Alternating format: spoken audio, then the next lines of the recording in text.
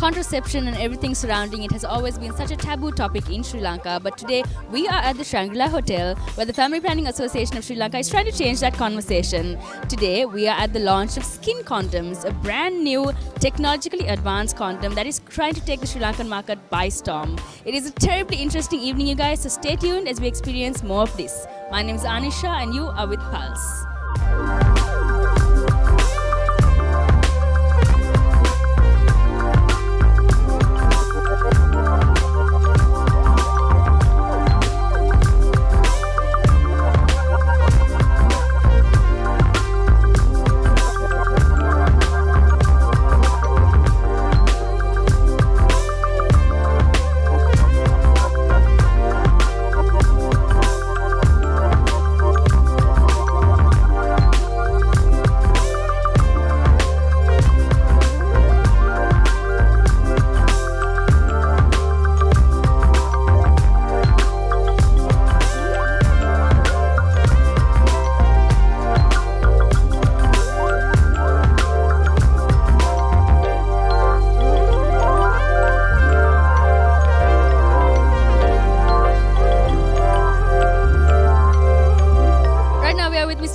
From Lifestyle Healthcare all the way from Thailand. I think you guys have successfully entered the market with a big bang. Let's talk about SKYN. What's the product like? What are its features? Okay, SKYN, as we know, it's a next generation product, condoms, made out of a very revolutionary material called polyisoprene. Polyisoprene as a material is a non-latex or synthetic latex, you can say, and has a lot of positive features for consumers, especially softness. There is no smell of latex, which can actually put off a lot of mood. Yeah, and of course, it also gives comfort to both the partners and especially women. Now, if you try and see this product where we have entered in different markets, there has been success in this market purely because what we claim, what we say, product actually delivers. And because it delivers, there's a lot of confidence in the consumer to go and repurchase and buy it. So I think it's a very good product for the market, and people who are trying to avoid use of condom, this is a perfect way to try it and use it and feel everything about the condom.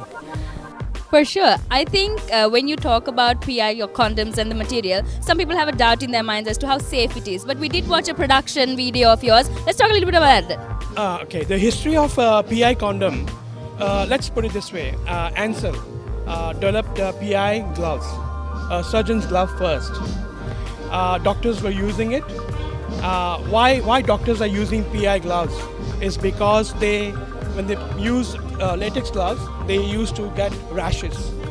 Now, to avoid that, Ansel developed this material for gloves. When doctors used it, and they were very satisfied because they could feel everything, every organ when they were doing the surgery. So the feedback was very positive. So we said, why not for condoms? So we use the same material, develop the condoms, and basically people are feeling everything in it. Yeah. So it's a really good material, and we have seen the success. So that's how I can say that.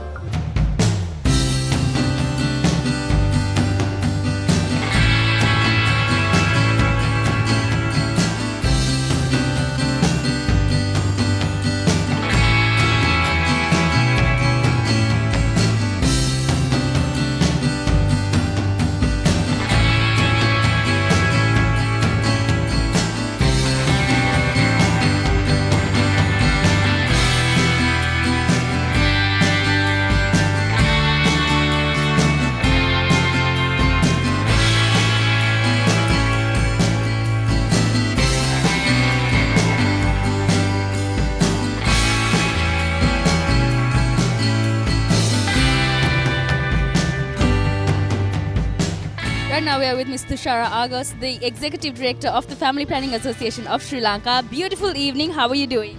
I'm fine. I'm very upbeat and happy about today's event. Definitely. Let's talk a little bit about the Family Planning Association of Sri Lanka and what you have done for Sri Lanka so far. We have a history of 65 years. I must say that Family Planning Association pioneered almost everything under the sexual and reproductive health umbrella. It started the family planning movement in the country. It started giving the services to the nation. Then it went on to marketing of condoms and contraceptives. Today we are doing HIV prevention in a big way, and we keep introducing new products every 3 years to keep with the momentum and to keep with the emerging trends in the marketplace. That sounds amazing. Let's talk about the journey of SKYN and why you thought you should bring this product to Sri Lanka. Yeah, I explained that I had a lot of personal faith in the product 4 years ago when I had the opportunity to feel the product, and I felt a barrier in the condom use was the lack of pleasure generally perceived by people, and I wanted to break that perception, and I thought SKYN would be the answer because it's ultra thin, not rubber, not latex, which can give allergies to the people, and it's high sensation levels. So for that reason, I thought SKYN would be the answer and the product of the time. It definitely sounds amazing. Let's talk about this grey area that you have with advertising condoms. That's always been something that's been like a taboo subject in the market, but you guys are doing this in a big way. What does that feel like? Well, condoms can be advertised. It's not banned as such, but there are time bells that we need to avoid because of our cultural factors. And when we launch a product, we always go the whole hog and we make a bit of noise. Thereafter, it's mostly with the trade promotions that we capture the market. We've done it with Preeti. Everybody thinks Preeti is a condom. They refer to a condom calling it Preeti. So we have Preeti, Preeti Super, Stamina. We have a lot of success stories and rich experience which will be used for marketing this product as well.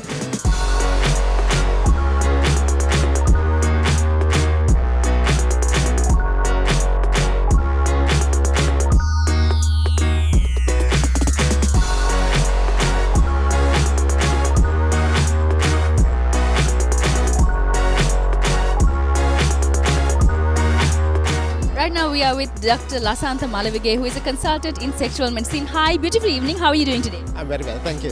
So let's start off talking about why sex and contraceptives were such a taboo topic in Sri Lanka and why that should definitely change.